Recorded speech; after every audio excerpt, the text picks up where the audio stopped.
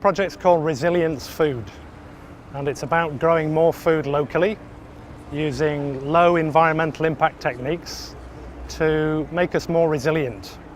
Resilience is our ability to withstand shocks like climate change or economic chaos. Shocks at the moment quite often can interrupt our food supply chains, which are very long and vulnerable.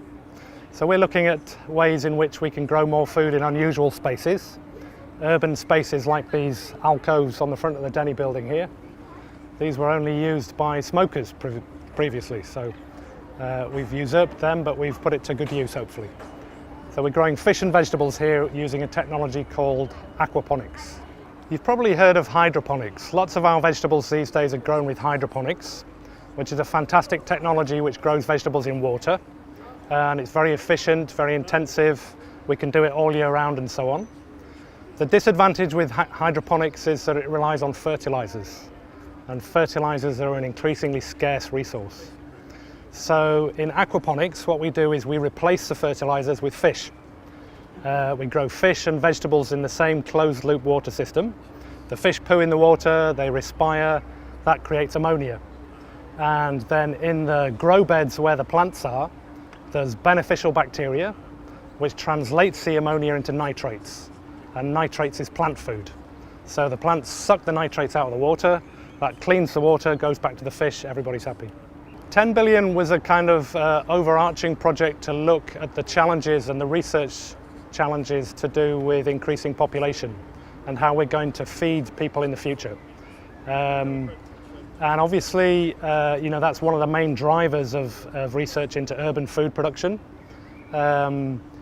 We're starting to reach the limits of what we can produce using our agricultural resources and our agricultural land. So lots of people now are looking at producing food in unusual places like this one. So we put together some initial ideas for the project and we threw it out to the 10 billion students. So there's about 100, I think, students, or maybe it was 200, I've forgotten, who elected as second years to look at these kinds of research projects.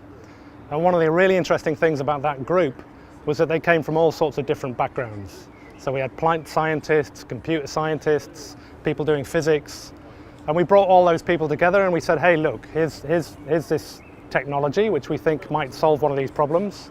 What could you do to make this happen?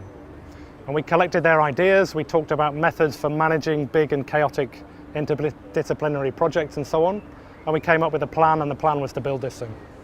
These are really hard problems to solve, and we can't really afford to divide everything up into little niches anymore. We have to try and bring together all our knowledge from different fields of research and science, not just science, politics and sociology. The social aspect of how you convince people to start doing this kind of thing, how you convince people to change their habits and start acting in a sustainable manner are really, really important. And that's one of the reasons why the project was really successful, is because we brought together people with all those kinds of perspectives, and we had this kind of melting pot in the middle, and it's really starting to make a big impact, I think. It's great to bring a bunch of enthusiastic people together to work on a project. We quite often, we spend our daily lives in very specific and sometimes quite bordered environments. And when you take away the borders, you take away the boundaries and start doing cross-fertilization, people can achieve an amazing amount. And I think sometimes we don't realize the power that's in our hands to change the world.